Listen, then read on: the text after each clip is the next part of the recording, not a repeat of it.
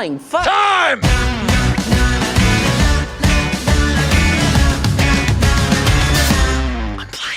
Neon lights shining bright over your sensual. Your nice burning brighter than the sun. Neon lights, what a time to be living in. Shibuya nights.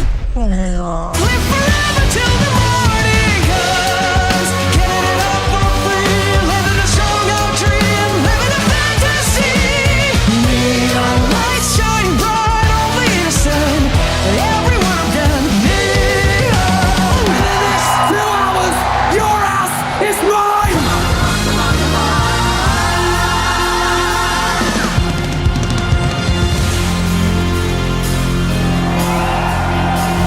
Hello, and welcome to the only film award show that matters. It's not true. It's just what we call it. I'm Will, and what a huge year of film we've had. All the times in the theaters, all the times on the couch, all the times we've watched a film that we didn't think we'd like on our phones, and then we actually did like it by the end and felt bad that we didn't watch it on a bigger screen of some sort. It was a big year of time in films like We Live in Time, which was about how every second is precious, and that Andrew Garfield and Florence Pugh are very pretty.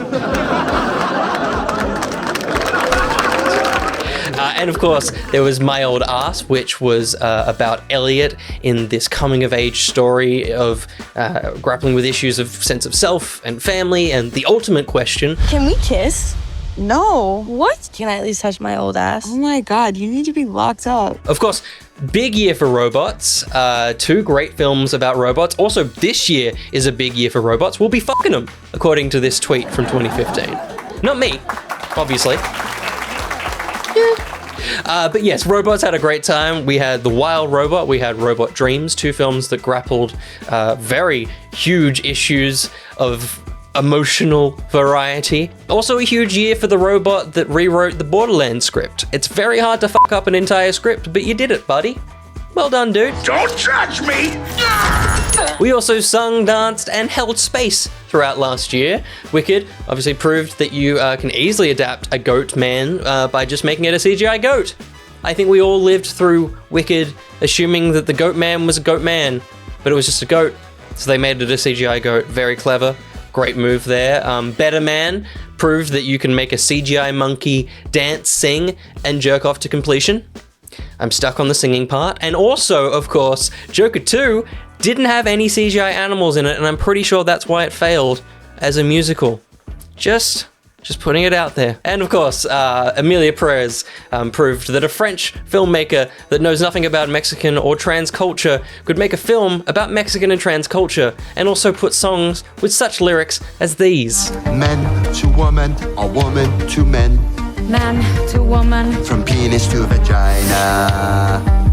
But last year there was a mass of very good horror films, and so I just want to quickly list off a couple. Of course, we had Longlegs, Immaculate, Late Night with the Devil, minus the AI, Trap, Got Out of That Trap, The Substance, Azrael, Smile 2, Grin 4, Maxine, Geraldine, Abigail, and of course, Hugh Grant doing a Jar Jar Binks impression. Excuse me. There's many, many more, so if you like horror, make sure you get out there and check them out. But much like any horror, you only know about them when a friend tells you about them, and then you say, that sounds cool, I'm gonna go watch it, and then you never do because you're a big baby. Go watch Harold and the Purple Crayon, you big baby. Oh, no, honestly, I don't do a lot of thinking. Fuck you, Zachary Levi. Let's get things into gear.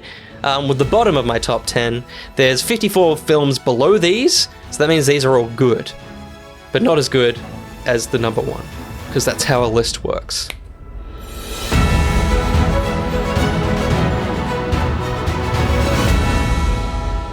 Thelma, directed by Josh Margolin. An incredibly honest, melancholic, yet funny examination of aging, wrapped up in a pseudo-Wiccan action film. It's actually maybe the first time I've seen my family dynamic on screen as well.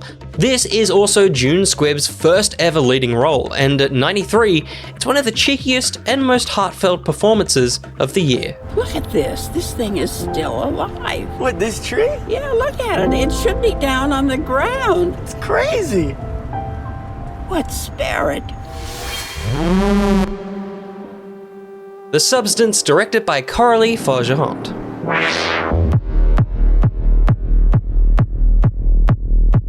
What a triumph of practical filmmaking. Yes, it's a deviously thematic masterpiece in everything it has to say about being a woman in this modern age. Yes, the performances from both Moore and Quayle are enthralling, but man, the reason it is so high on my list is the mini doco on Mubi's YouTube. That's hard to say. The mini doco on Mubi's YouTube channel. Farjant and her team are cinematic boffins, experimenting and creating shots in ways I thought we'd forgotten. A little bit of Dr. Seuss. The Tunnel of Lights, which we filmed for real, we could have done in CGI, but that has such a different energy that I think really transmit in a different way to the audience.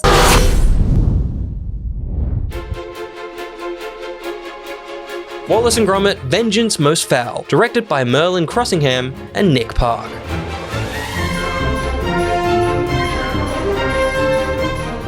Pure magical hijinks. It was a huge gambit to cash in on the series' most iconic foe, but it absolutely pays off in this wonderfully playful, faithful adventure with the boys.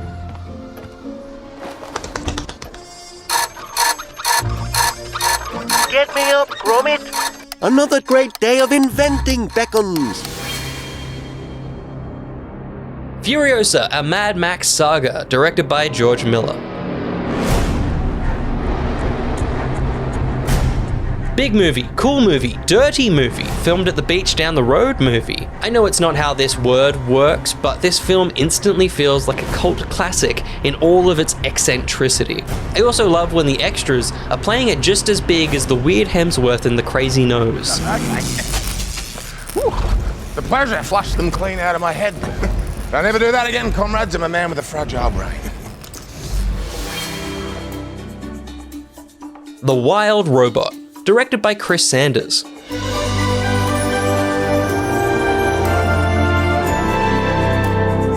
Man, we can really animate nowadays, hey? It's a gorgeous family film that features an impressively mature handling of life and care with an inspiring voice cast giving their all to destroy my tear ducts. Gosling 0186. There, you see what I did? His numbering is out of sequence.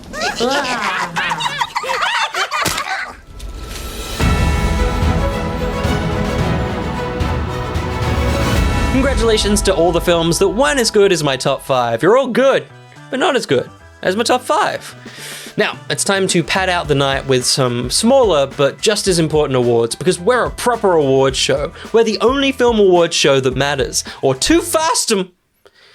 Alright, let's get into our first award. It's the Guy in the Chair Award. It's the Best Director. Nominations are... That's a sentence. It's not the Best Writing Award, doesn't matter. Ali Abassi for The Apprentice. Luca Guadagnino for Challenges. Dev Patel for Monkey Man. Chris Sanders for The Wild Robot. And the winner is... Dev Patel, Monkey Man. This is Dev Patel's directorial debut, and it is stellar, taking what could be a Wick of the Week and turning it into such a bright and stylish blend of folklore and political turmoil, boiling over in a tense and thrilling rush.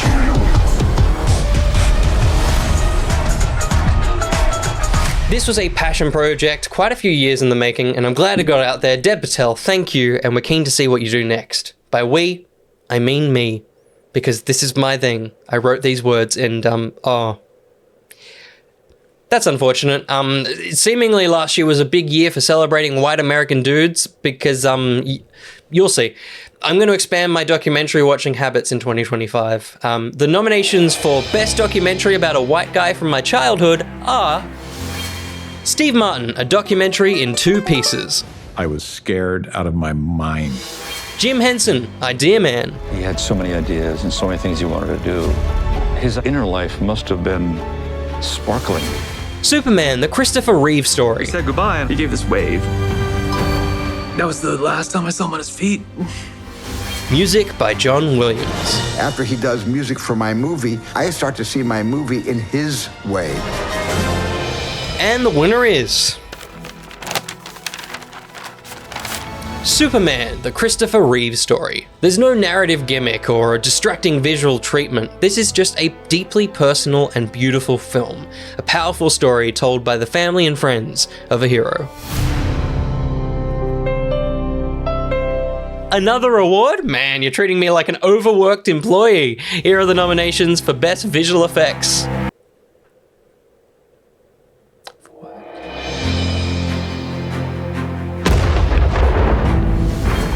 Kingdom of the Planet of the Apes. What do you see? Challenges.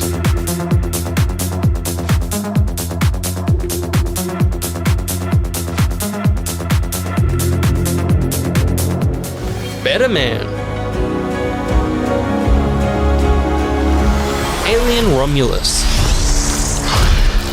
And the winner is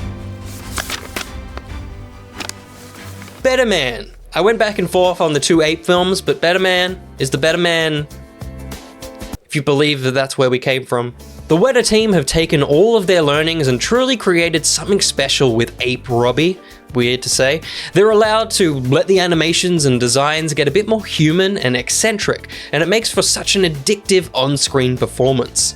The film also hinges on such a dumb idea working, and within seconds, it absolutely does. Huge props to the team. Not that they need it, they're wetter. No one's wetter than Weta. Don't know what that was. Alright, now it's time for something that the Game Awards do all the time, which is rapid fire a bunch of awards. Which feels ethically wrong because a lot of them deserve a lot more attention than they get. But I'm gonna do it anyway, which means I have to look at a different camera. Hello, other camera, and the nominees for the Best Shameless Franchise Dust-Off are Beverly Hills Cop Axel F, Ghostbusters Afterlife, Beetlejuice Beetlejuice, and Gladiator 2. And the winner is Beetlejuice Beetlejuice! Now I've said his name 4 times, so I feel like I'm gonna see Michael Keaton in my dreams. Oh, hello Michael Keaton, Mr. Keaton. I liked you in Multiplicity, and lots of other... Okay. Look, I actually enjoyed all 4 of these projects, and I think each of them get close to the original in their own way. But for me, Beetlejuice Beetlejuice was the biggest surprise. Burton has been slipping over the last couple of years, but this gets back to that like early 90s, late 90s, whenever those films came out in magic. It just worked. I've also already watched it 3 times, and every time is just as fun as the last. There's lots of little hidden gags, so good job, Mr. Burt. All right, next up is the award for the film I've seen, and it was like good, but I don't really remember it that much. But like, give it a watch. Tell me what you think.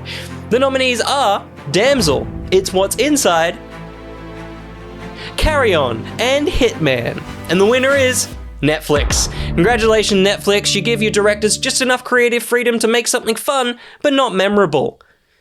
The last award is for the film that had the best product placement, and the nominees are... I'm getting anxious. Oh, thank you.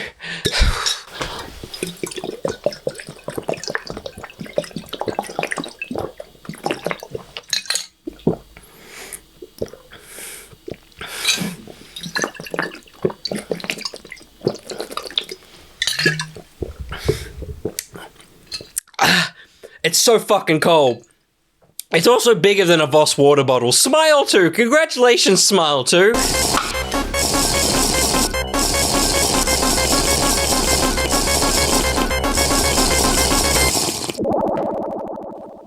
Fuck.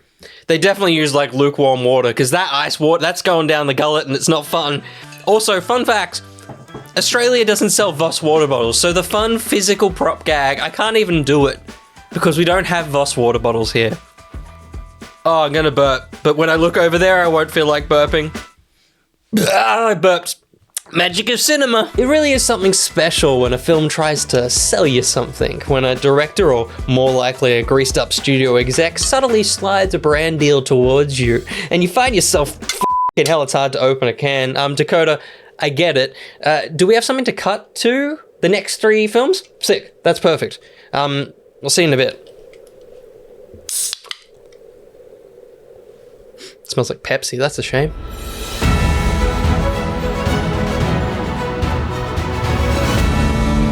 The Fall Guy, directed by David Leitch.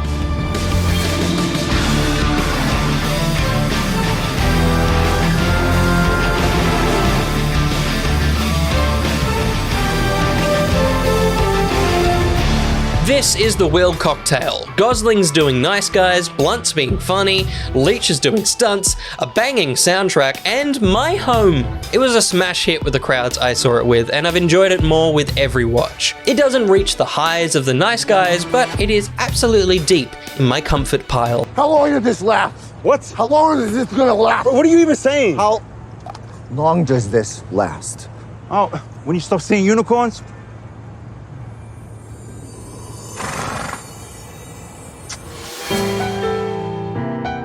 Robot Dreams, directed by Pablo Berger.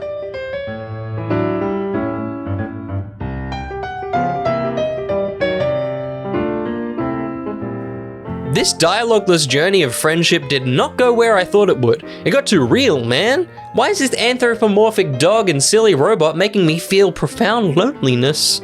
Its simple visual style and wonderful pops of whimsical creativity seep into your soul. Lend it your eyes. You really do need it.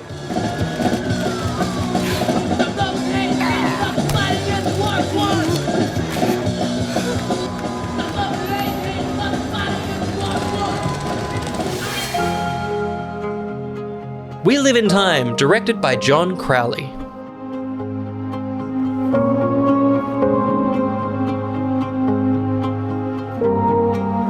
As above, see below. I'm a glutton for emotional punishment this year. Every moment of time is precious, down to the perfect crack of an egg. Garfield and Pew create deeply personal characters here. You can see every life experience in their movements on screen. The film also has such a dreamlike edit flow, ever engaging and organic. I was incredibly present in the theater. What a beautiful piece of cinema. This was all you had on you. The chocolate orange was pronounced dead at the scene.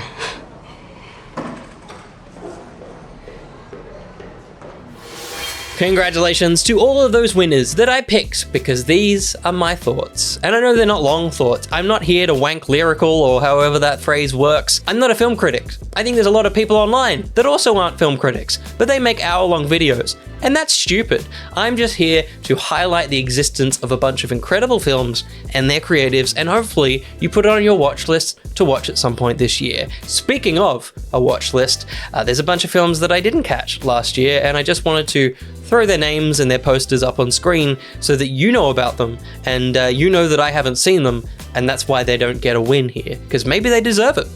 Maybe they don't. You can let me know down in the comments. But let's take a look at some things I don't know about.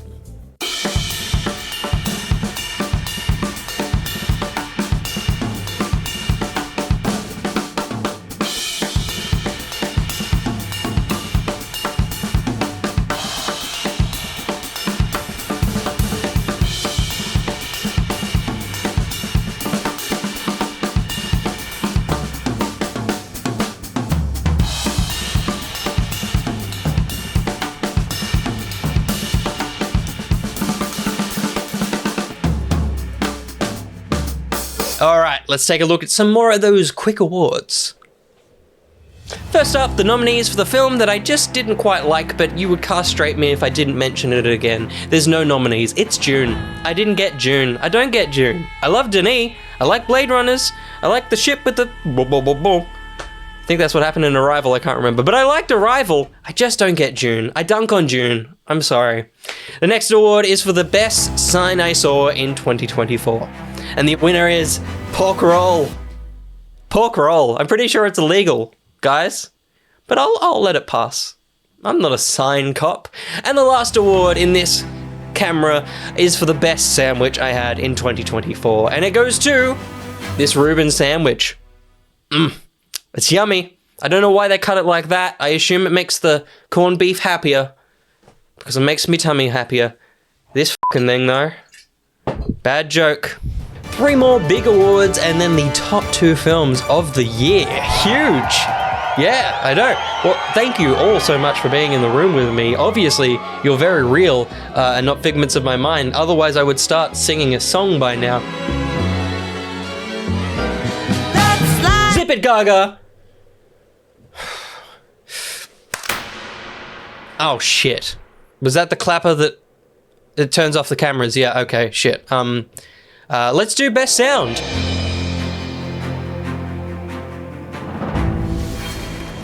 Smile 2.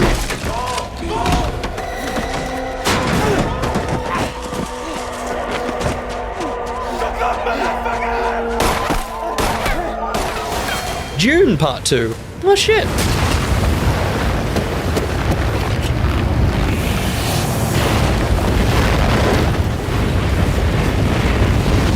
Furiosa.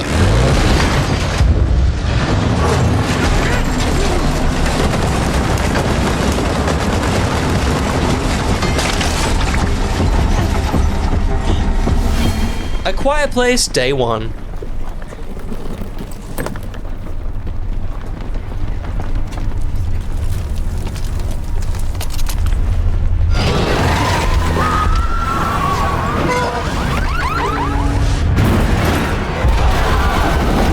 And the winner is...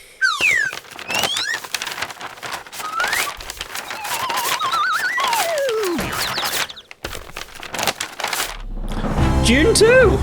Honestly, there's not another cinema experience with as rich clarity, volume, and space as June 2.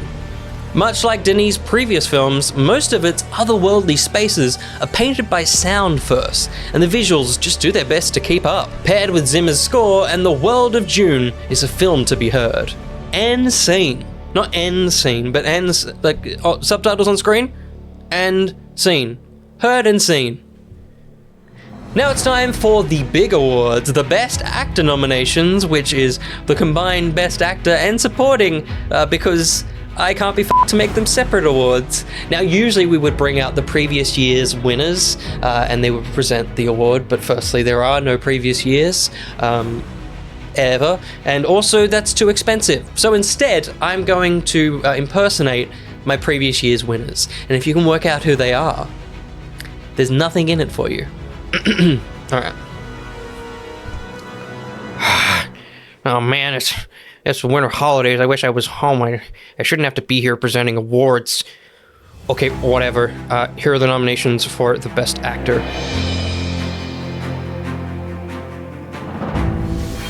Chris Hemsworth, Furiosa, and Transformers 1. Ladies and gentlemen, start your engines!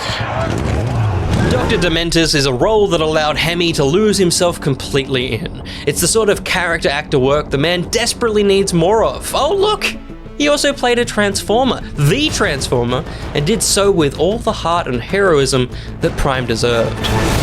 Now is the time for us to stand up, together, as one. Denzel Washington, Gladiator 2. More importantly, you have my trust. You wish my loyalty. I own your house. I want your loyalty. To no one's surprise, Denzel steals every scene he's in and provides the most Denzel we've had in years. All the while, giving us a character with cartoonish depth that makes for an incredible third act.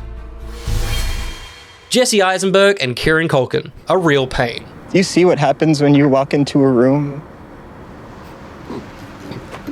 I would give anything to know what that feels like, to light up a room when I walk in. But you light up a room and then you like shit on everything inside of it. Performances that lift each other up. This was a personal project for Eisenberg, and that direct connection makes for a very human portrayal. It's a modern day plane, trains, and automobiles with intense subject matter surrounding it. Eisenberg and Culkin juggle the film's rapidly shifting light and dark tones with both an effortless yet considered performance. But the winner, without a shadow of a doubt, goes to Sebastian Stan for The Apprentice and A Different Man. I think that America is a country that has tremendous potential. I think that much like the mind, I think America is using very, very little of its potential. I really feel that. But I also feel that it's a country that gets no respect from other countries. None. Zero. Stan is a sleeper hit of a performer whose activation words are delight, intimidate, and provoke. His turn as Trump is far from the usual cartoonish impressions. It's a pared back take that allows viewers to see all the facets that make up Trump, humanizing but never celebrating. It's an incredible line to find as an actor, and also a massive leap to take as an actor, to embody such a flawed figure of current culture.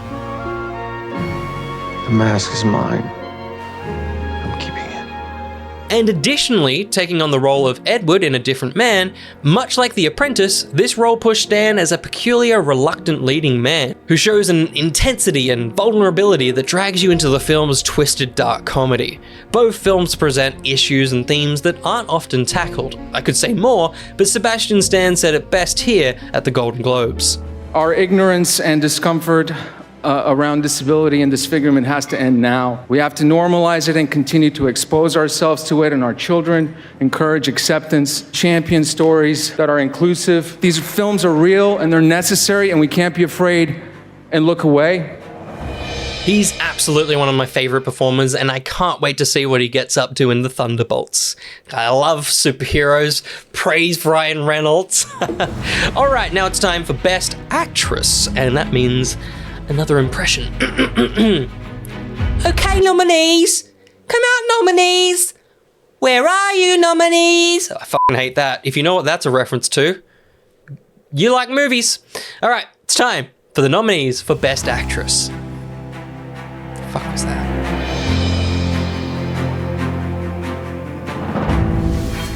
Cynthia Erivo and Ariana Grande for Wicked.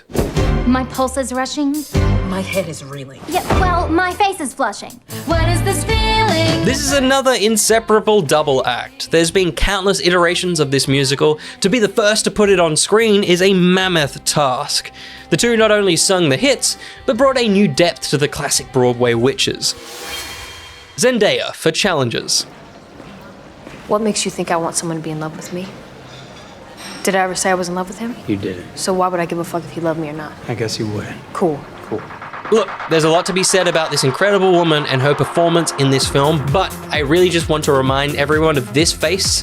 This is an Oscar-worthy face.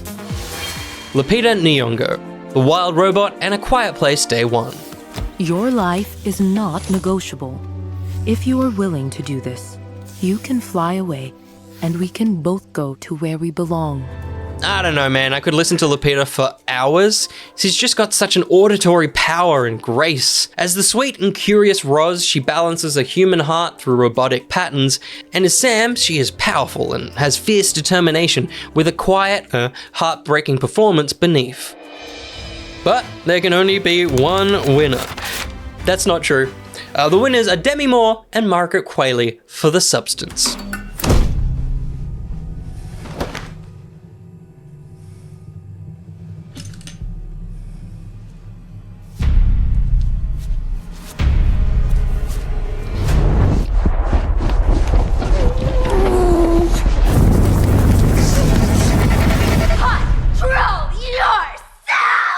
Another set of actors that are inseparable, this time quite literally. The pair both put in an all-or-nothing performance, balancing the humor of a rather silly body horror flick with some truly important messages. Demi Moore summed it up quite beautifully alongside her incredibly deserved win at the Globes. When we don't think we're smart enough, or pretty enough, or skinny enough, or successful enough, or basically just not enough, just know you will never be enough, but you can know the value of your worth if you just put down the measuring stick. So I guess what I'm saying is that my tastes are pretty aligned with the Golden Globe voting committee, except I wouldn't have given Jeremy Allen White the award for the third time in a row, especially when you have two Martins, a dance and a seagull, and Jeremy's best work was in a montage this season. Anyway, kids, Uncle Willie's gotta go to bed soon. So it's time to wrap this whole sham up with the top 2 films of 2024. Take it away, voiceover Will. You really fucking say Uncle Willie? Monkey. Is this cheating? Is this list now a top 11? Maybe, but I just needed to include Better Man and I don't know where it sits currently. So for now, it's a special mention. Better Man, directed by Michael Gracie.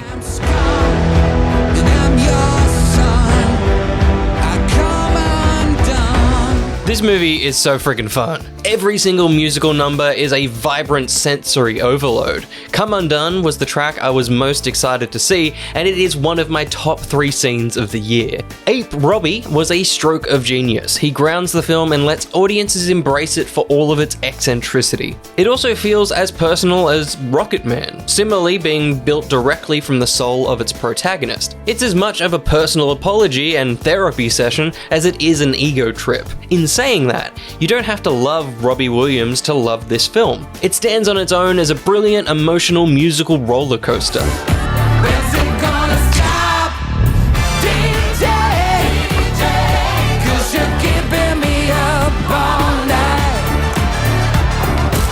Okay, actual number 2 film of the year. A Different Man, directed by Aaron Schimberg.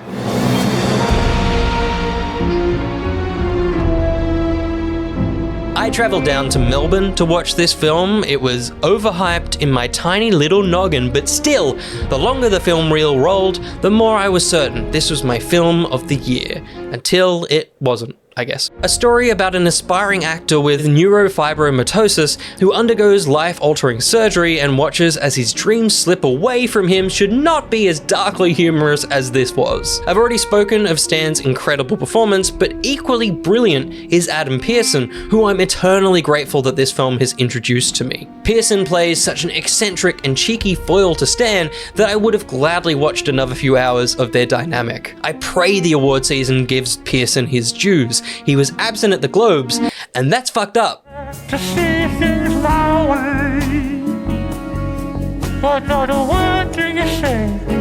I won't even look my way.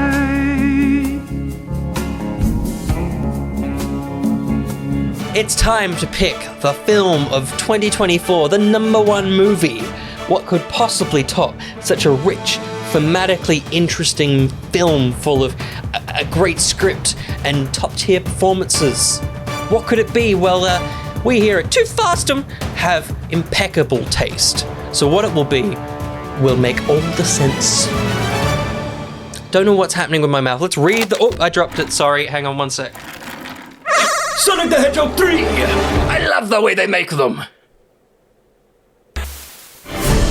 Yeah man, this is my film of the year. I've enjoyed the previous installments and Knuckles series, but Sonic 3 really feels like the creative gloves are off. The studio trusts this team now.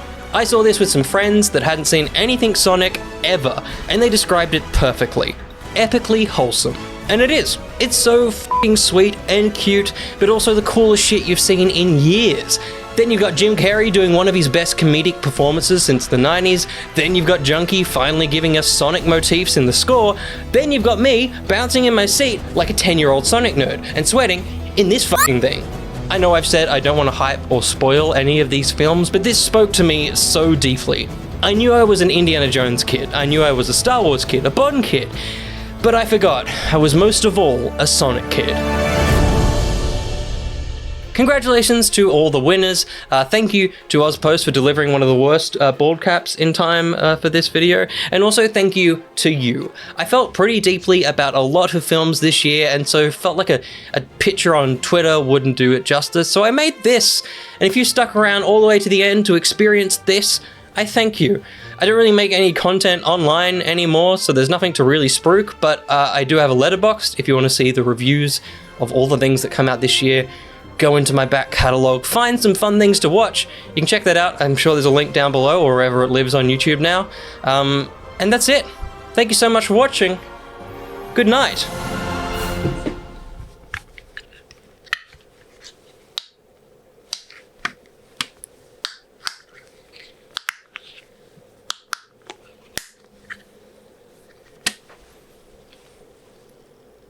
It's fizzing.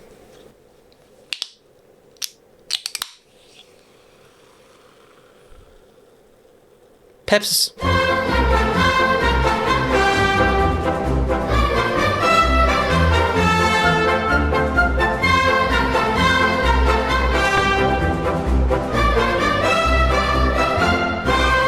The winner is Sonic the Hedgehog 3. I love the way they make them. I love the way they make them. I love the way they make them. I love the way they make them. I love the way... What the fuck is that?